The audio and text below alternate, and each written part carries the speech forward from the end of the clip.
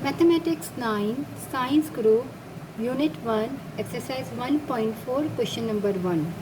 Which of the following product of matrices is conformable for multiplication? यहाँ हमें बताना है कि कौन कौन से मैट्रिसेस जो है आपस में मल्टीप्लाई हो सकते हैं। इससे पहले वाली एक्सरसाइज में 1.3 में हमने जो मैट्रिसेस सॉल्व किए थे वो एडिशन और सब्ट्रैक्शन के किए थे। तो एडिशन और सब्ट्रैक्शन के लिए क्या रूल होता है कि हमारे पास सेम ऑर्डर हो।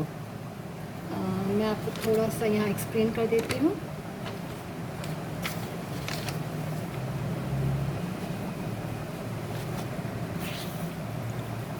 एडिशन और सब्ट्रैक्शन के लिए हमारे पास रूल होता है कि जो हमारे पास अगर दो मैट्रिसेस है, ए मैट्रिक्स है और एक बी मैट्रिक्स है, तो वो उस वक्त एडिशन आपस में हो सकते हैं या सब्ट्रैक्शन हो सकते हैं जब तक उनकी ऑर्डर जो है वो सेम हो। जैसे कि हमारे पास एक ये ए मैट्रिक्स है और एक ये हमारे पास बी मैट्रिक्स है। तो यहाँ पर अगर हम देखें तो जो हमारे पास ये रॉ है तो 2 रॉ है यहाँ पर और 3 कॉलम है, और बी मैट्रिक्स में भी यहाँ पर 2 रॉ है और 3 कॉलम है। तो सेम ऑर्डर होता है कि फ़र्स्ट के साथ हम फर्स्ट को ऐड या सब्ट्रैक्ट करते हैं, सेकंड को हम सेकंड के साथ, और यहाँ थर्ड नंबर को हम थर्ड नंबर के साथ। और सेकंड जो एग्जांपल एक और है कि एक ए मैट्रिक्स है एक बी मैट्रिक्स है, तो यहाँ पर 3 रॉ है 1 2 3 और 2 कॉलम है, यहाँ पर भी 3 रॉ और 2 कॉलम है। तो जब सेम ऑर्डर होते हैं तो हम एडिशन और सब्ट्रैक्शन करते हैं। इसी तरह मल्टीप्लाई के लिए हमारे पास जो रूल होता है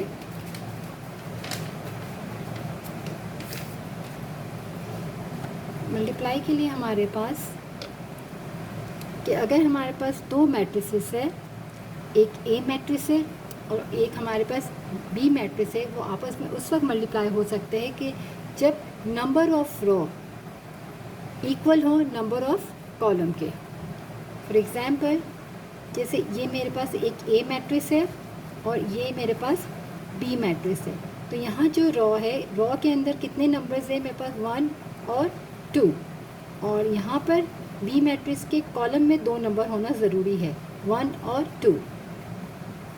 जब ये नंबर ऑफ़ रो और नंबर ऑफ़ कॉलम इक्वल होंगे तभी ये आपस में मल्टीप्लाई हो सकते हैं। तो मल्टीप्लाई के लिए हमारे पास ये रूल है कि नंबर ऑफ़ रो इक्वल होना चाहिए नंबर ऑफ़ कॉलम के, या नंबर ऑफ़ कॉलम इक्वल होना चाहिए नंबर ऑफ़ रो के।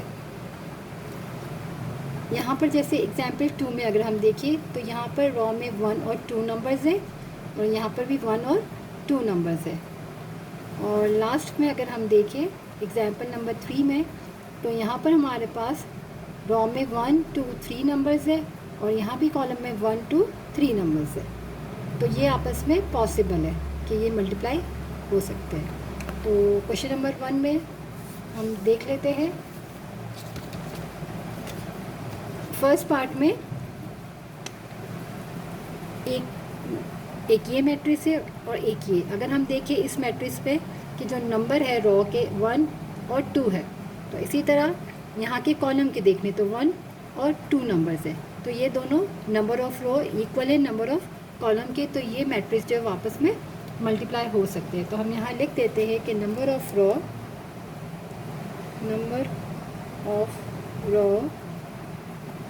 Is equal number of column.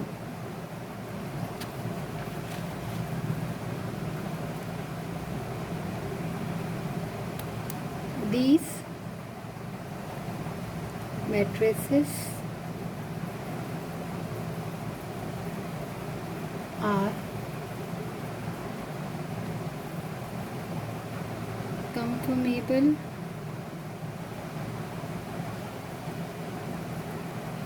for multiplication.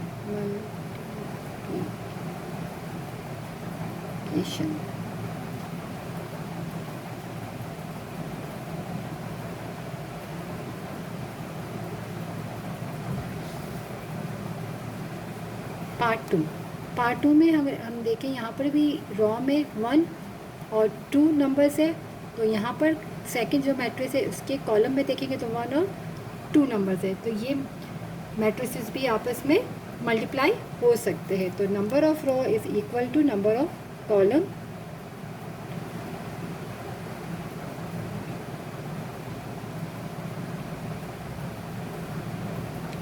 these matrices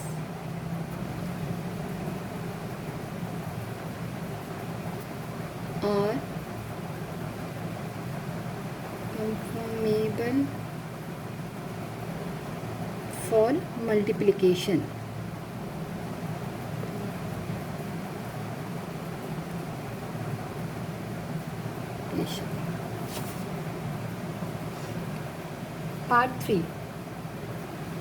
part three में फर्स्ट मैट्रिसेस में अगर हम देखें रॉ में कितने नंबर है, सिर्फ एक नंबर है, और यहाँ पे कॉलम में कितने हैं, एक और दो नंबर है। तो number of row number of column are not equal, यहाँ पर इक्वल नहीं है तो ये आपस में मल्टीप्लाई नहीं हो सकते। तो हम यहाँ लिख देते हैं कि number of row is not equal to number of column.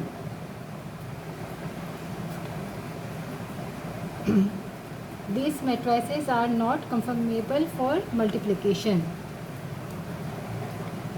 These matrices are not conformable for multiplication.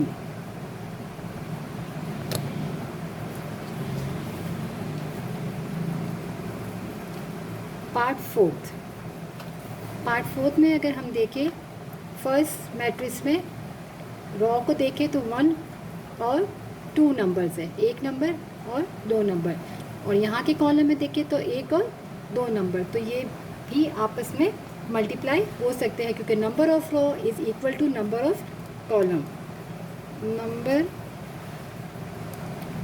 Of row equal है number of column. These matrices are conformable for multiplication.